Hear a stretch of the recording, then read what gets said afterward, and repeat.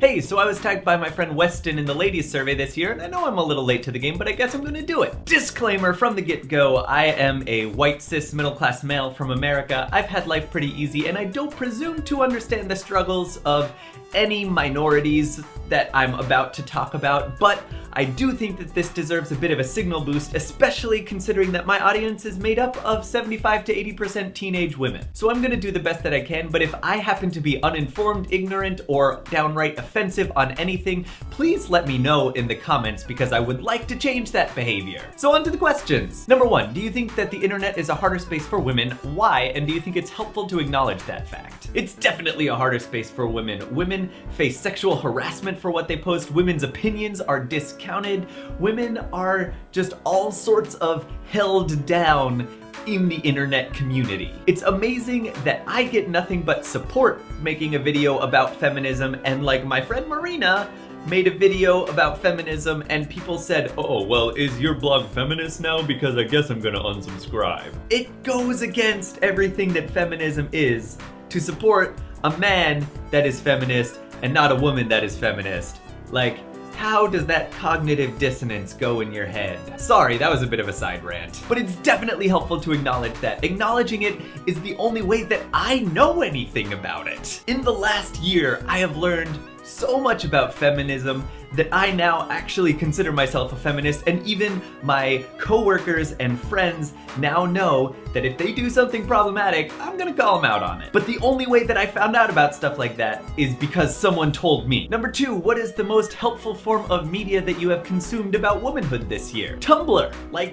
Tumblr. I've gotten so many links to so many good articles that I can't even begin to recommend which ones to read. And I have so many friends who share such good content on Tumblr about this very issue. It's amazing how much Tumblr has changed in the last 2 years. It used to be that the social justice community was viewed as kind of violent and hive-mindy and very against all of these morals, and it seems like really suddenly it's turned into a very great place to start getting educated. Obviously, it's not the end-all be-all of education, but it is a great starting point. So yeah, Tumblr. Do you think a focus on supportive networks of women online, whether formally through Wonderly or informally, is helpful to the cause? It's definitely helpful because it's great to have so many people whose voices are not as easily heard getting together and making their voices louder collectively. But this comes with the caveat that it has to be intersectional. You have to allow all minorities and all oppressed people to speak in that way. It's definitely harmful to the cause to only support some of the people in those communities for various reasons instated by the patriarchy. Because the patriarchy hurts everybody, kids. Everybody. What have you done in the past year to support female content creators? Are things better now than they were then?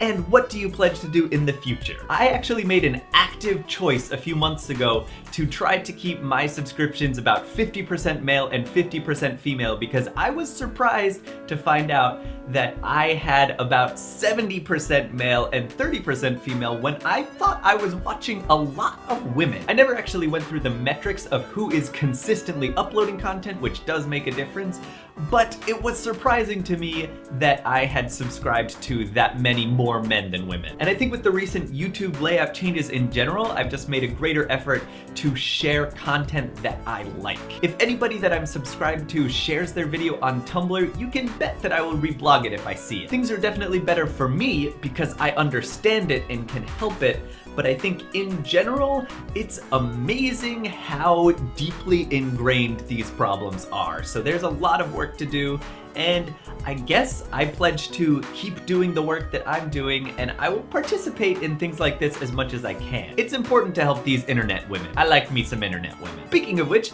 who are your top 5 favorite internet women? This was a kind of hard choice, and I'm terrible at picking favorites anyway, so I just gave 5 really good internet women, and there are plenty more that I would love to choose in this list, but it would get too long. I'm already talking too long anyway, so here we go. Marina, shut up. It's Just Margaret. Heartbeat.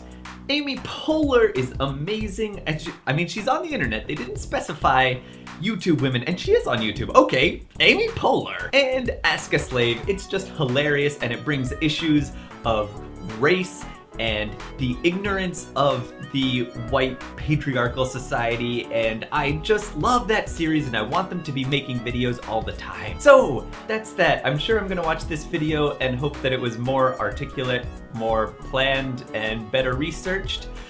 But it's better to just get this out there because I'm afraid that if I'd waited for the perfect moment, it just wouldn't have gotten out there at all. So I'll see you guys on Wednesday. Have a great week. And yeah, I did the goodbye in the wrong order. Bye!